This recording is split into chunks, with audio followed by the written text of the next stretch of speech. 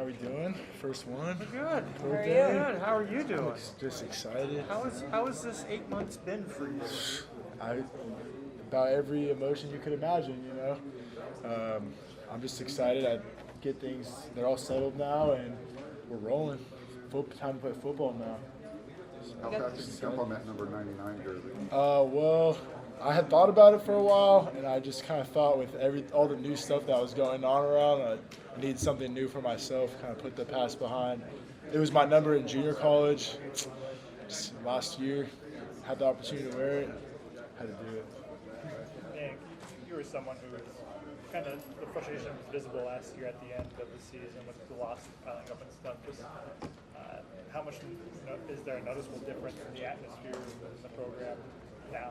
Yeah, absolutely. I just kind of focus on the present now, just because that's all we can do, right? But I just would say everyone's excited, kind of moving in one direction. There's a strong sense of stability. Things we talked about today, I'm sure you guys have heard already, like accountability, just like all that type of stuff. I think that's got everyone excited to now have this opportunity to just focus on the ball, walk in September 3rd, right around the corner.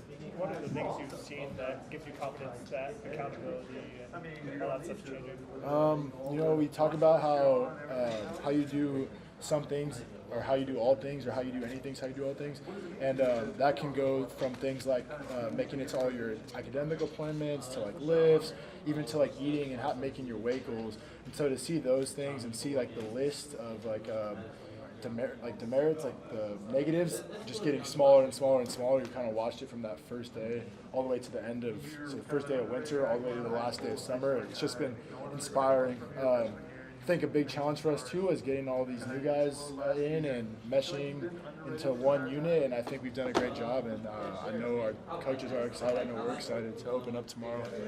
Now, when a coaching staff comes in and they lay down that marker right away, we're playing for championships.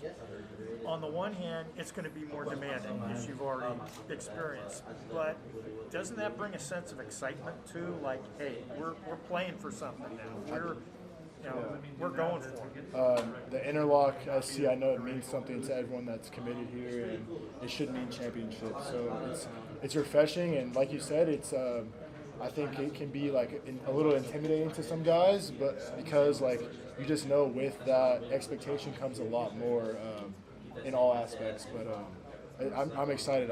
COVID gave me an extra year. A few other guys on our staff, on our team. I can't really imagine any other way I would have had a chance to be here as a 6-year senior, but so fortunate and excited. And the process these last 8 months for you, I mean, was it kind of a shock to the system at first, or how did you approach all of this? I'm trying to just put the trust in right away. That was something we talked about. Is like we're not here to rebuild over like multiple years. Like the expectation is to compete this year. We have everyone to do that, but we had talked about it in spring. I know Coach Grinch had said it a few times. Coach Riley's like, you guys have to trust us right away. Like don't wade in the water and like try to just default to trust. Same thing with your brothers, because we're not going to have time to like sit there and do it the long way. And we did that, and I think from the day that I had my meeting with Coach and was extended an invitation to return for this season, I've just been excited about it, to wear this uniform and do right by the university. Without that invitation, what was your plan? Just had a talk with Coach Riley, kind of explained, kind of first listened, and then he kind of laid out like our plan for our team, and it honestly kind of felt like being re-offered. Honestly, kind of did, and I think about the kids now that are getting invitations to join the team, and I just like it's exciting. It's an exciting time for the university. That kind of went away from the question, but I love USC, so any chance I had to come back, I was going to take it. It's interesting you made that comment though, because when Pete Carroll was here and they won the Orange Bowl, Carson Palmer said that he wished he could stay for another year because they were going to win a championship. I kind of got that vibe from you with that. Yeah, USC, man, love it. What gets you excited about this defense going into fall after another month of working together? I think we've really gotten to know this defense quickly, and just the amount of like player rep practices we've had and the organization we've had. I think we've been ripping this play. Like we've gotten a lot of reps in a short amount of time, and it's definitely a defense made for the front to make plays. 9 guys out of their 11 starters were like drafted, I think, last year. So it's like a proven program. It's worked in this conference. Like I think we're just excited to run it. And our D-line room has depth in it, like now too. I'm excited about that. Added some really talented players going in healthy and excited about it. What allowed this team to give that kind of blind trust that the coaches asked for right away? I think it was just like everyone's was in an evaluation period. Personally, like it was. I mean, obviously you have like returns and stuff, but there was just all new open spots, all new schemes, like new players coming in. It was just like it was kind of like just default to it. Like like you're here, you were asked to be here, and we all are here to like rep USC and do right by the university. And I think that trust and love for the program and each other is like what's been helping us to like just build that. What helped us through the summer, it's going to help us through the fall. Who have you been impressed with during the summer? Honestly, a lot of guys. We do a lot of like sprinting and jumping. We just have like a lot of really talented athletes. On the D line, Solomon Bird, our new addition. I've been really impressed with how he's just like launched himself right into like hanging out. I think our rooms always have like good chemistry between one another, and like he just fits right in. So I'm excited for him. When you look at the scheme of this defense, like what are the pillars that you guys are going to stand on? What are like your non-negotiable? This is what we have to do on this. We gotta just make plays in the front. Like there's no such thing as waiting for the next guy to make a play. Something that coach talks about. He says like, I got your back, but I don't expect you to have to get mine. And like everyone needs to have that type of mindset. So I think like if our defense could play with that type of attitude and just the idea that like 3-and-out takeaway mindset, like that's what's gonna make us successful. That's what this defense is gonna stand on. Do you notice anything different with Corey Foreman, mentality-wise, or physically this year? Yeah, again, he's like one of those guys I'm talking about, like just run and jump, insanely talented. Just having a new opportunity, kind of wipe the slate clean and just get after it in a defense that's turned up for his position, especially too, like rush at Oklahoma. You got like Nick Bonito and.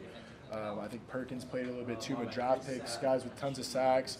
I think he sees that clear path to success. Like Coach Manning is a great hands-on coach and has definitely like had those conversations with Corey like on a personal level too to like get him going. And he is. He's going. He's excited. He's ready to play. And I've got a soft spot for Corey just because like we spent last year. It was a tough year. Both kind of had some injuries, getting to know each other. He's got all these expectations, I talked about it one time, just trying to get to know him as a person before just like looking at him as that player. So I'm excited for him, his career at USC, the opportunity he has this year. Do the holdover guys kind of have a bond among themselves, even beyond the larger team, just because of what you guys have gone through? I would say so, but I maybe less of like just because what we've gone through, but just like anytime you go through, anytime you go through change together, but whether it was like strength coaches through the years or just like those workouts 3 years in a row, like just I think time really brings people together, but so does change. So like even the new guys too, like I feel really close connection to the new guys. To the old guys too. I mean, some of my best friends I'll have for life on this team are new and have been here for a few years. You mentioned injuries. Solo is another guy who's had a lot of injuries.